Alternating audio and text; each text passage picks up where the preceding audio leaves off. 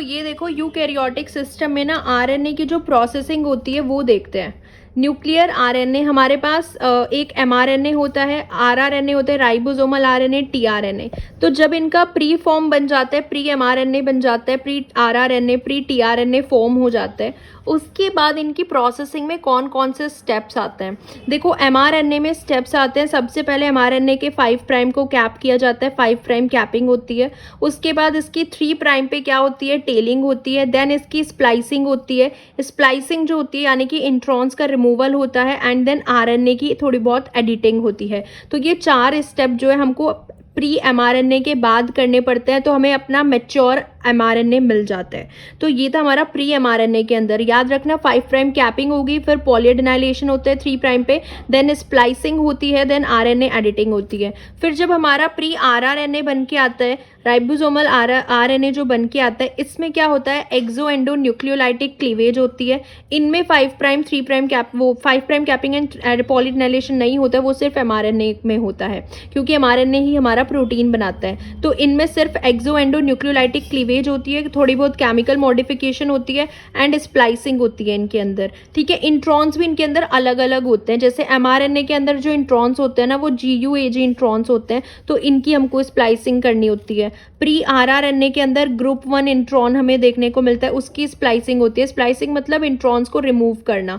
फिर जो pre tRNA हमारा बनता है, इसके अंदर भी एंडो एक्सो न्यूक्लियोलाइटिक पहले क्लीवेज होती है, फिर chemical modification and splicing. And pre tRNA में एक एडिशनल स्टेप होता है, जो हमारा सीसीए सीक्वेंस है वो ऐड होती है प्री टीआरएनए में। तो ये स्टेप्स याद रखने, ठीक है, इनको अब हम डिटेल में पढ़ेंगे। सबसे पहले हम प्री एमआरएनए कवर करते हैं कि अब हमारा जो है, देखो हमने अब तक क्या पढ़ लिया है ना, जैसे हमने पढ़ा है कि हमारा जो डीएनए होता है, ठीक है, जो हमारा ये डबल स्ट्रैंडेड डीएनए होता है, इसके ऊपर हमने देख लिया है कि हमारे कोर प्रोमोटर प्रेजेंट होते हैं यहाँ पे। ये हमारी ट्रांसक्रिप्शन साइट हो गई, कोर प्रोमोटर हो गया। यहाँ पे हमारे जो है रेगुलेटरी सीक्वेंसेस होती हैं, रेगुलेटरी प्रोमोटर होता है। ठीक है, तो ये हमने देख लिया है कि यहाँ पे जो है रेगुलेटरी सीक्वेंस पे एक्टिवेटर आता है। ठीक है, एक्टिवेटर आएगा, वो क्या करेगा, को एक्टिवेटर को रिक्रूट करता है। को एक्टिवेटर को जैसे ही रिक्रूट करेगा, को एक्टिवेटर क्या करेगा, इसके अंदर कोर प्रोमोटर के यहाँ पे क्रोमैटिन रीमॉडलिंग करा देगा। तो क्रोमैटिन रीमॉडलिंग होते ही, जैसे यहाँ पे क्रोमैटिन रीमॉडलिंग होगी, उसके बाद ये हमारी जो साइट होती है कोर प्रोमोटर की, ये एक्सपोज हो जाती है। एंड यहाँ पे हमारे जनरल ट्रांसक्रिप्शन फैक्टर जो है सेकेंड डी आ जाएगा, ट्रांसक्रिप्शन फैक्टर सेकेंड डी आ जाएगा, ए आ जाएगा, बी आ जाएगा, फिर एफ आ जाएगा, जो आरएनए पॉलीमरेज को भी लेके आएगा, एफईएच, इस तरीके से आ जाएगा एफईएच। एंड उसके बाद हमारा जो है आरएनए पॉलीमरेज भी यहाँ पे आके बैठ जाता है। ये पूरा हमारा आरएनए पॉलीमरेज हो गया। ठीक है, आरएनए पॉलीमरेज हो गया। चलो, तो ये अब तक हमने पढ़ा है कि इस तरीके से जो है ये पूरा काम करता है। अब ट्रांसक्रिप्शन इनिशिएशन रेट जो है वो आगे चलेगा। अब उसके बाद जो है यहाँ पे हमें पता है कि जो आरएनए पॉलीमरेज 2 है, ये हमारा कौन सा है, आरएनए पॉल 2 है, जो आके यहाँ पे कोर प्रोमोटर पे आके बैठ गया। आरएनए पॉल 2 के पास यहाँ पे सीक्वेंस होती है, उसकी जो एक यूनिट होती है, सब यूनिट, ये वाली सीक्वेंस होती है YSPTSPS, ये एक हैप्टेड सीक्वेंस होती है। अब ये जो ट्रांसक्रिप्शन फैक्टर सेकेंड H जो आता है ना, ये इस वाले सीरीन को जब क्या करता है, फोस्फोराइलेट करता है। वो हम ऑलरेडी पढ़ चुके हैं इसकी क्या क्या एक्टिविटीज होती है। अब हम देखेंगे कि कैपिंग वगैरह कैसे स्टार्ट होती है। तो अब यहाँ से हमारा एमआरएनए बनना स्टार्ट हो जाएगा डीएनए से। ठीक है, अब ये जो है हमारा, जैसे कि एमआरएनए बनना स्टार्ट होगा, हमें पता है कि जो एमआरएनए बनता है उसका जो 5 प्राइम होता है, 5 प्राइम पे 3 न्यूक्लियोटाइड ट्राइफॉस्फेट लगा हुआ होता है। ठीक है, 3 यानी कि ट्राइफॉस्फेट होता है 5 प्राइम पे। ठीक है, जो एमआरएनए हमारा बनता है ना, यहाँ पे देखो, ये जो हमारा एमआरएनए बनना स्टार्ट हुआ है डीएनए का, तो जो एमआरएनए का 5 प्राइम एंड होता है ना, वहाँ पे जो न्यूक्लियोटाइड है, पहला न्यूक्लियोटाइड, उस पे 3 फॉस्फेट होते हैं, ट्राइफॉस्फेट। अब वो इस साइड सिंथेसिस होती चली जाती है, 5 प्राइम टू 3 प्राइम एमआरएनए जो है वो ऐड होता चला जाता है। इसमें भी अबॉर्टिव 5 प्राइम टू 3 प्राइम जो हमारा एमआरएनए है वो बनता चला जाएगा। एंड 5 प्राइम साइड पे ये 3 फॉस्फेट लगे हुए होते हैं। ठीक है, आई होप इतना क्लियर हुआ होगा। अब हम देखते हैं कि इसकी कैपिंग कैसे होती है 5 प्राइम की। हम mRNA की प्रोसेसिंग पढ़ रहे हैं, प्री mRNA हमारा जो है बन चुका है, प्री mRNA की हम प्रोसेसिंग पढ़ रहे हैं कि प्री mRNA से हमारा मैच्योर mRNA कैसे बनता है। तो ये पूरा प्रोसेस हमने देख लिया कि कैसे ट्रांसक्रिप्शन स्टार्ट होता है एंड mRNA बनना स्टार्ट हो जाता है। तो जो हमारा ये एक को ट्रांसक्रिप्शनल प्रोसेस होता है, यानी कि ट्रांसक्रिप्शन चल रहा है उसके साथ साथ, मतलब यहाँ पे हमारा ट्रांसक्रिप्शन चल रहा होता है, mRNA जो है वो आगे बढ़ रहा है, mRNA हो रहा है, mRNA बनता जा रहा है, RNTPs आ रहे हैं एंड उसी टाइम पे हमारा 5 प्राइम कैपिंग हो रही होती है। तो ये न्यूक्लियस के अंदर होता है 5 प्राइम कैपिंग, सब न्यूक्लियस के अंदर ही, अभी हमारा प्री mRNA जो है न्यूक्लियस के अंदर ही होता है। It is associated with RNA Paul second mediated RNA। हाँ, 5 प्राइम कैपिंग जो होती है, जो RNA पॉलीमरेज 2 होता है जो हमारा mRNA बनाता है, उसी में होगा ये 5 प्राइम कैपिंग।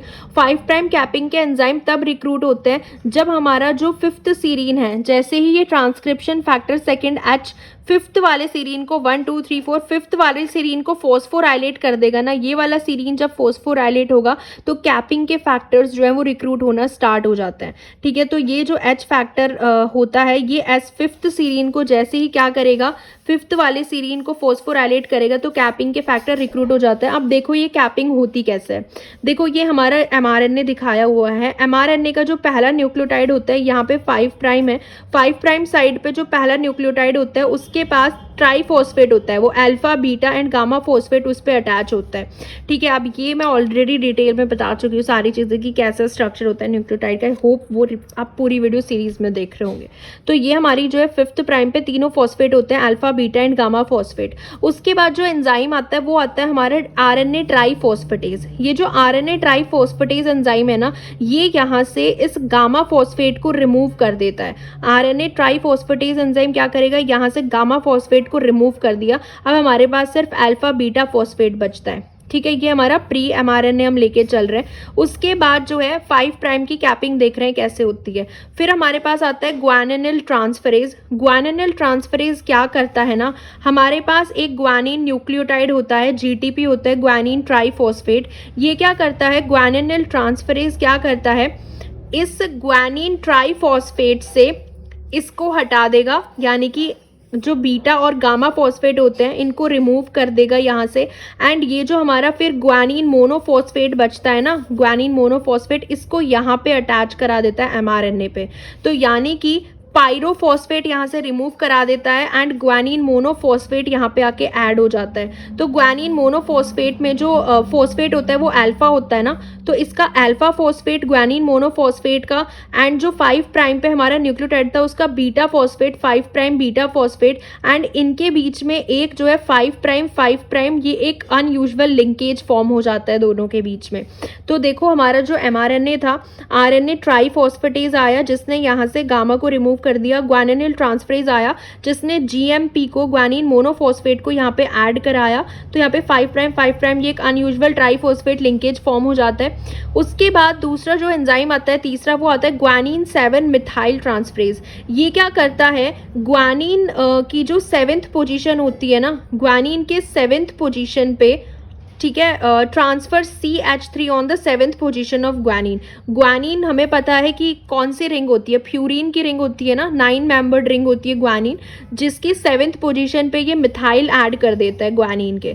तो ये जो एंजाइम होता है ग्वानिन 7 मिथाइल ट्रांसफरेज, ये ग्वानिन के 7th पोजीशन पे मिथाइल ऐड कर देता है, 7 मिथाइल ग्वानोसिन हो जाता है। इसलिए हम बोलते हैं कि जो 5 प्राइम एंड होता है प्री mRNA पे, वहाँ पे टैगिंग हो जाती है 7 मिथाइल ग्वानोसिन से। तो ये ऐसे होती है टैगिंग। पहले RNA ट्राईफॉस्फेटेज एक फॉस्फेट रिमूव करेगा, फिर ग्वानिनिल ट्रांसफरेज GMP ऐड करता है कि यहाँ पे अनयूजुअल लिंकेज बन जाती है। उसके बाद जो है यहाँ पे जो है ग्वानिन 7 मिथाइल ट्रांसफरेज यहाँ पे 7th पोजीशन पे मिथाइल ऐड कर देगा, जो कि हम बोलते हैं कि 5 प्राइम के टैगिंग हो गई है या कैप चढ़ गई है इस पे 7 मिथाइल ग्वानोसिन की।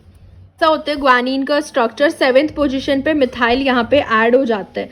ठीक है, तो इस तरीके से होता है। कभी कभी जो ये मिथाइल होता है ना, ये एडजेसेंट साइड पे भी ऐड हो जाता है, 7th पे नहीं, कुछ एडजेसेंट साइड पे ऐड हो जाएगा कि यहाँ पे ऐड हो गया है, दूसरा जो न्यूक्लियोटाइड होता है वहाँ पे ऐड हो जाता है।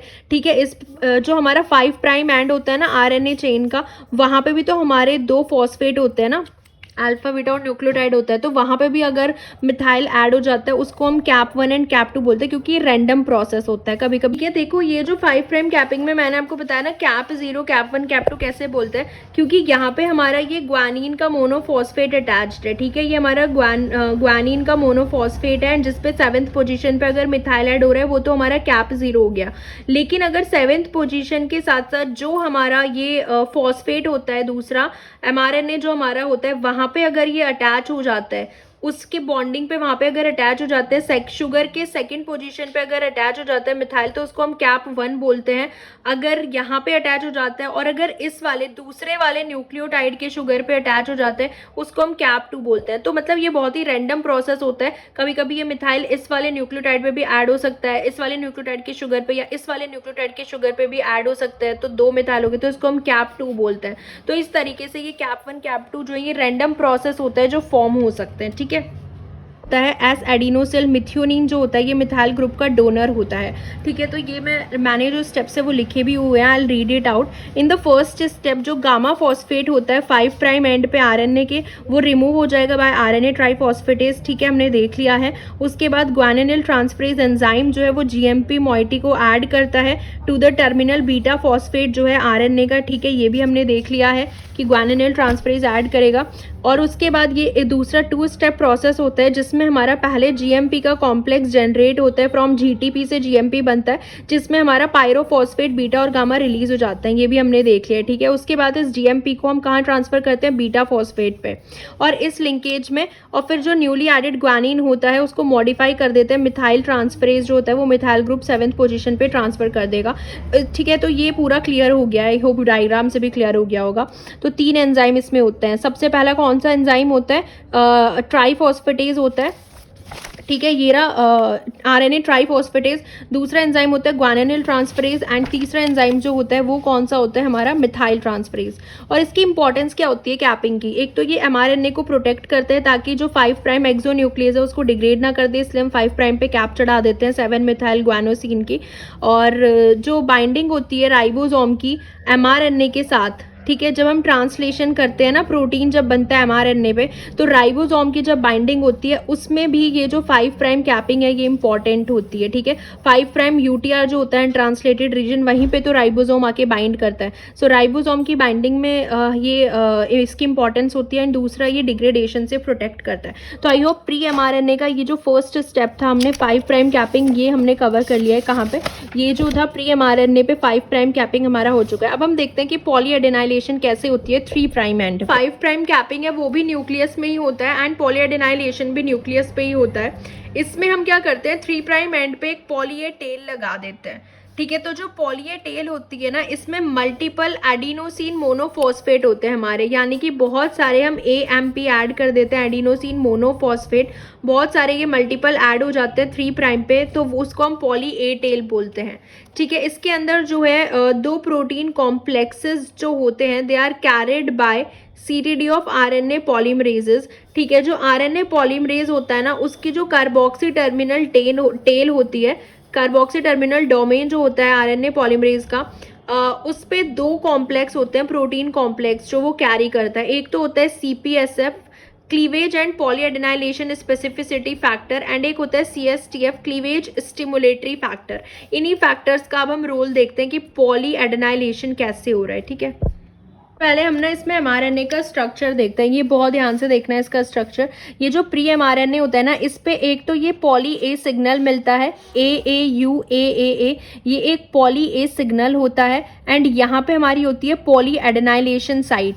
तो एक हमारे पास पॉली एडेनाइलेशन साइट होती है, एक पॉली ए सिग्नल होता है। पॉली एडेनाइलेशन साइट के ये अपस्ट्रीम प्रेजेंट होता है, 10 to 30 न्यूक्लियोटाइड अपस्ट्रीम होता है ये पॉली ए सिग्नल, ठीक है। और इसके पॉली एडेनाइलेशन के डाउन स्ट्रीम जो होता है ये क्या होता है, GU रिच एलिमेंट होता है एक, जहाँ पे GU जो होते हैं ये बहुत ज़्यादा अमाउंट में प्रेजेंट होते हैं, GU रिच एलिमेंट होता है, ये न्यूक्लियोटाइड ज़्यादा होते हैं GU, ठीक है। तो ये 3 साइड याद रखनी है, poly adenylation site, poly A signal and GU rich element. तो ये जो poly A signal and GU rich element होते हैं ना, यहीं पे ये फैक्टर बाइंडिंग साइट होती है। बेसिकली यहाँ पे फैक्टर्स आके बाइंड करता है। देखो सबसे पहले आया हमारा CPSF। CPSF क्या होता है? हमारा cleavage poly adenylation specificity factor होता है, ठीक है। इट इज अ CPSF की अगर हम बात करेंगे, which is a cleavage and poly adenylation specificity factor, क्योंकि हम क्लीवेज और पॉली एडिनाइलेशन साथ साथ होते हैं ये चीज़ें, ठीक है। सबसे पहले ये CPSF जो है इस पॉली ए सिग्नल पे बाइंड करेगा।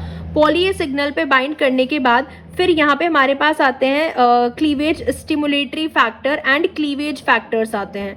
Cleavage stimulatory factor and cleavage factor, ये जो एंडोन्यूक्लिएजेस होते हैं, सो ये जो क्लीवेज फैक्टर आते हैं ना, cleavage factor 1 and cleavage factor 2, ये क्या होते हैं? These are endonucleases. तो एंडोन्यूक्लिएजेस है, तो ये यहाँ पे क्या लगा देते हैं? कट लगा देते हैं। उसके बाद पॉली ए पॉलीमरेज आता है।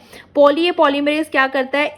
इसको जो हमारी पॉली एडिनाइलेशन साइट है, इसको एलोंगेट कर देता है, क्योंकि पॉली ए पॉलीमरेज जो एंजाइम होता है ना, ये टेम्पलेट इंडिपेंडेंट होता है, इसको टेम्पलेट की जरूरत नहीं पड़ती है। तो ये इस वाली पॉली एडिनाइलेशन साइट को क्या कर देता है? एलोंगेट कर देता है।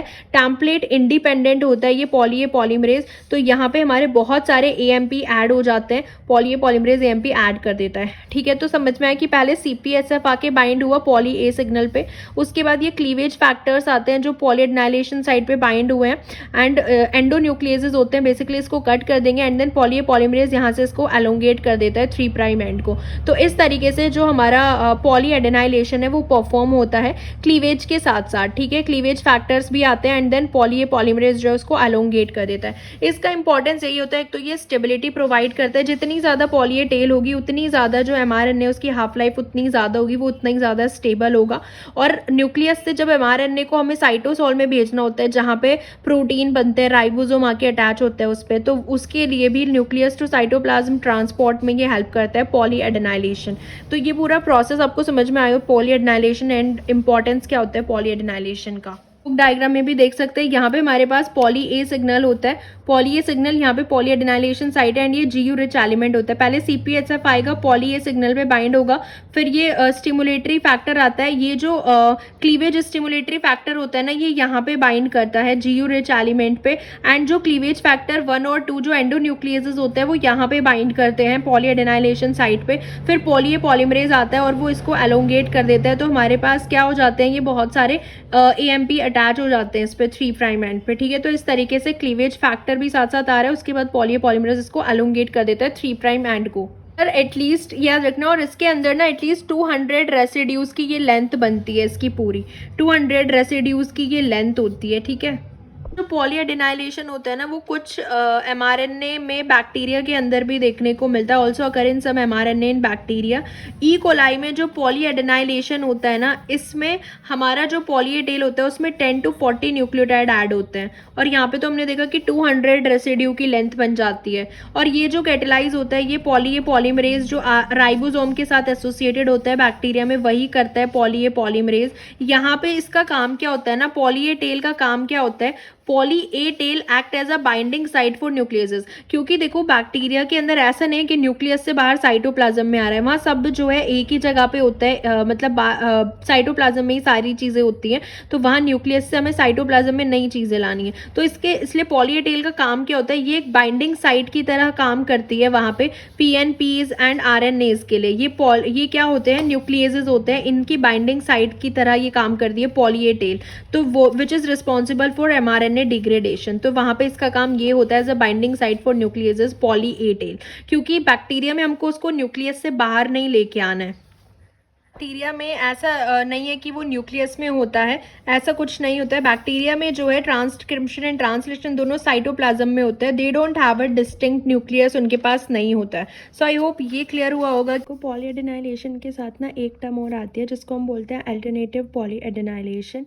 कुछ mRNAs में ये होता है अल्टरनेटिव पॉली एडिनाइलेशन, यानी कि जिनके पास पॉली एडिनाइलेशन साइट जो होती है अगर वो एक से ज़्यादा प्रेजेंट हो, hence one gene can code for और more than one type of mRNA जो कि लेंथ में अलग होता है, दैट डिफरेंट लेंथ।